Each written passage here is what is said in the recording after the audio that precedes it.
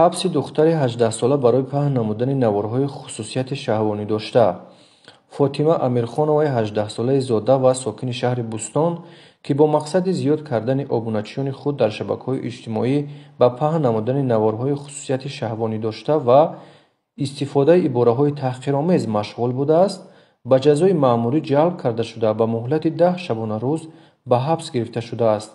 дар ин бора хадамоти матбуоти Вазорат корҳои дохилии Ҷумҳурии Тоҷикистон хабар медиҳад.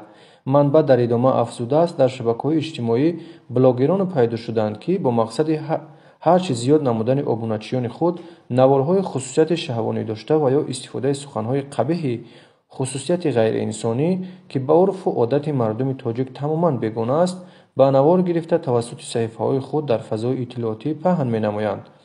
ин ниҳод аз шаҳрвандон ба вижа аз блогерон хоҳиш кардааст, ки дар шабакаҳои иҷтимоӣ аз истифодаи ибораҳои таҳқиромез худдорӣ намоянд.